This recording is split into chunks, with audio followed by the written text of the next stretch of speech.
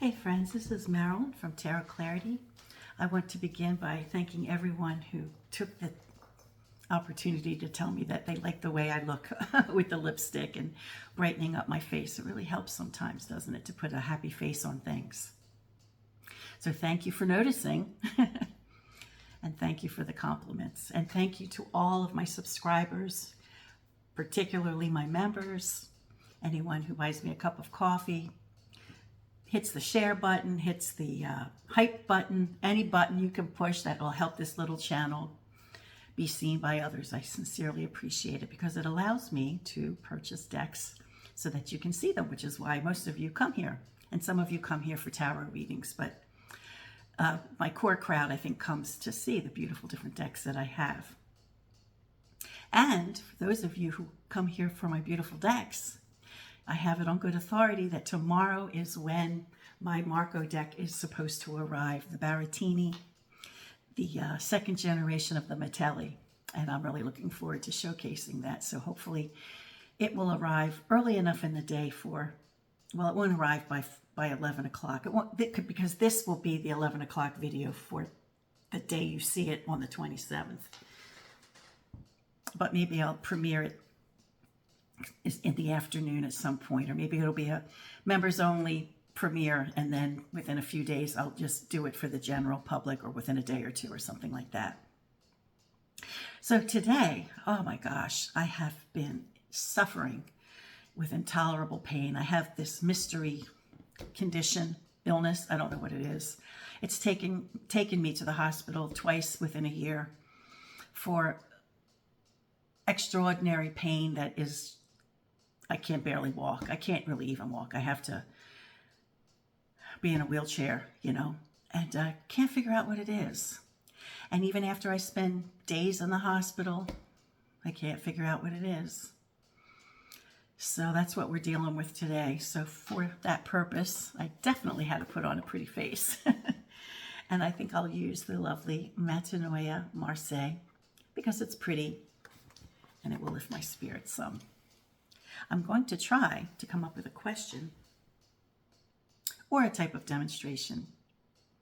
I'll flip the camera and we'll be right back.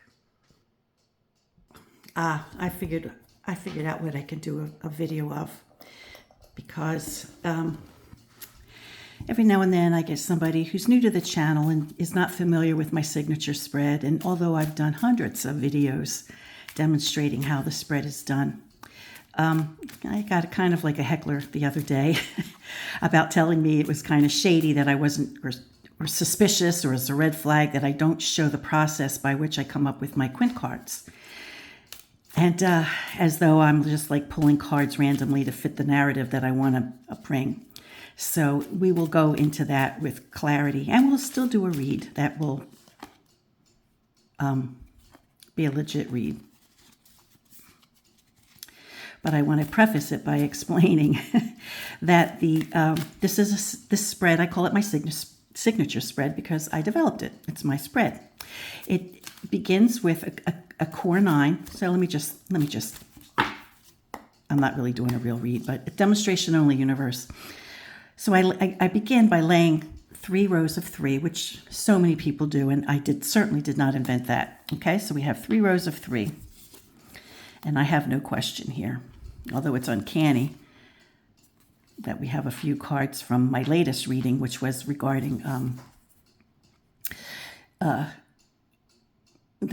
I don't want to call him a gentleman, the man from Philadelphia who was responsible for the death of Kata Scott. These 2 cards came out next to each other in the other order, so it's kind of interesting. Sometimes the universe will list, like, continue where you left off, so we'll keep an eye out for that. So I do 3 rows of 3. And the question, front center of the core 9 card, is always very interesting. So we have, you know, the 9, which suggests the end of something or coming to a conclusion, or a escalation or a high level of whatever the suit represents, which in this case could be violence, could be, you know, a court case coming to an end. I always like to see what any kind of pointy thing might be pointing at, and we have it pointing up at this guy. if this was a read regarding, something that happened, with a person, or you want to know who's responsible or whatever, I would look in that direction, especially since that person is next to, a card of corruption or of evil. But at any rate, I lay 3 cards of 3, and the reason I like to do cards that don't have positional meanings is because I like the cards to tell me their own story. And usually this spread is really effective when there might be multiple aspects to a story or a situation that you want clarification on. For example, if you want to know when somebody might contact you, then you would read and interpret all the cards to answer that question. And you would take visual clues, and then you would, or both at the same time, you could just, understand what each one of the cards means. And you would look at who's near what. So here we have a court family, right? We have the Queen of Swords with her sword pointing up, and we have this taking us up, and then we have the King of Swords, right? So too bad we didn't have a real question, because this would tell me where to look. And then it would show me that there was some corruption there. And that these 2 cards, these 2 cup cards, which are virtually similar, right? We have a 7 and we have an 8, very similar in number, which are, flanking this escalation of words, violence, whatever. And then we have a de-escalation over here in the bottom card. We have an Ace of Batons. Something coming in from someplace. And we will for sure take a look at what card is over here. Now, remember, this is a fake read. We're not doing a real read. And without having a real read, I'm just giving you my impressions of what I would look for, right? Everything I do, and you could take it or leave it, I interpret the spread in the context of the question to answer the question. I don't play let's stump the psychic. If you want a tarot reading, then just ask me for a tarot reading, but please give me a question. I interpret tarot cards. I'm not a mind reader. Well, sometimes I can be, but that's besides the point. Now, this is the part when I go off camera, when I say, let me get the quint cards. And some people take issue with that because they think I'm just pulling cards randomly. Now, I don't think quint cards was a thing. I started doing it myself, and I don't really know how many people started doing it on their own, in the last 100 years or 150 years or even 200 years, because I think it was a thing more from when the occultists were around. Because back in the day when I was learning, I was a sponge, and I took any information I could get from any place. And even though I didn't really subscribe to 98% of what the occultists had to say, there were a few things that I really liked. And one of the things that I really liked by Oswald Wirth was the use of a quint card. Now, he only used it, as far as I know, in his Tirage and Croix spread, which I have done several demonstration videos on, so you can look on my playlist for Tirage and Croix, whereby he lays 4 cards, and then in the center, he puts the quint card. And how he came up with the quint card was by adding the value of the numeric value of each row. Now, I personally do not assign numeric value to the court cards, so they would be without value. Some people give me a hard time. Well, this is my spread, and I can do it however I want. However, if you like the idea that I've reintroduced people to of using a quint card, and you want to use value for the courts, then give the queens 13. That's your business, and the way I do it is mine.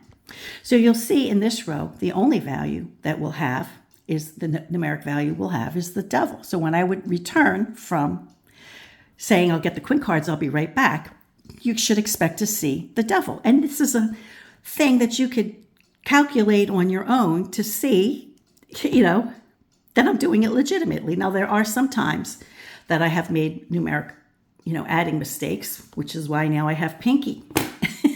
Because, sometimes people said, oh, you got one number off, and that's another thing. How you perceive the interpretation is the legitimate interpretation. If I perceive it and the number was one number off, That's the message. If I catch it within the read, sometimes, I catch my error. Of course, once you know better, you do better. But once the reading is done, once the interpretation is final, that was the interpretation. So for here, we'll have 7 plus 9 plus 8. Okay, we get 24, which is obviously over 22. So we subtract 22, which brings us to 2, which brings us to the female pope. So we would have the devil here and the female pope here. Okay, so here we have 7. I don't count her. And we have 1. That's 8. So that would be justice. So I would pull the justice card. So for those of you who were watching and you wanted to check my work, you would know the devil, the female pope, and justice. And then what I do is I add those numbers up. So I would add up 15 plus 2 plus 8. I get 25 minus 22. And that would give us 3. So the Empress would be the final card. So let me pause the camera, put in the quint cards and what to do if a card pops up more than once. So if I were to have done that off camera, these would have been the quintessential cards that I would have come up with. And I don't show it because it takes several minutes to go through the deck and find the particular card I'm looking for. And calculate it on the calculator and everything if I need to. And so that's why I don't show it. But it's not because I'm trying to be suspect. I mean, we have enough trouble being, tarot readers as it is, and enough people heckle us, and certainly I wouldn't do anything that would really show that I was doing something sneaky, right? I mean, I don't control what these cards are. These cards are determined by this. So anyone who's telling me that it's suspicious or that it's a red flag that I don't show that process is just somebody who doesn't understand the process, and I'm just putting it out there like that. So whatever this read was about, we see that we have an awful lot of feminine energy here, right? We have, and the direction is pointing, the feminine, energy in the core 9, at least, is pointing to this individual who has something to do with something, right? And I don't have the question, so I can't, I can't speak in detail about what the question was because I didn't really have a question. But we do have women in positions of power here and here and here. So we have and you'll notice that I had to repeat the devil. So I took it from another deck. If, optimally I would pick a deck that if I had a second copy of this, I would use it. But I don't. So I just picked another deck that was petite in size, which is quite a different devil. Which the appearance of a devil could, or any card that differed from the original deck, could definitely bring a different interpretation and understanding. So you have to be careful with, which is why I like to pick a deck that's similar, right? If I had a petite deck in the Marseille tradition, and I probably do, but I'm in too much pain to get up and bend over and look for it, I just picked one that was petite next to me, right? But this one shows a choice. Well, actually, I apologize. I don't know what I'm saying. It doesn't show a choice. This one just shows, minions, right? I was thinking of the lover card. I don't know why I was thinking of that. But this one just shows, like, a devil with his minions. So people doing somebody's bidding. And maybe this individual doing somebody's bidding, right? Well, this one shows, a fierce and wildly corrupt individual. So there are two aspects of the same monster, right? But this message is one thing and this message is another. And not that I was consciously thinking about what this devil looked like, because I only chose this deck due to its petite size to have it be convenient, But it does bring a different slant to the meaning of this card on this particular row. So you have to be conscious of that, which is why I like to use the same deck or a copy of the same deck or a deck that portrays the same idea. However, I didn't deliberately choose, that the devil would be different. And I think it's legit to comment on the different meaning that this card might bring. So here we have, for this row, where no people show up. We have the female Pope, and then by design, the final outcome card also lines up with the center row. So although there's no women in the core 9, in the center row rather, we have two very, formidable women. And they represent maybe inner knowledge or secret knowledge or secrets that you keep to yourself, and then one who has to execute or to determine some type of judgment on something, since we do have the Justice card, which isn't the Judgment card, but it is a card of like determining something, right?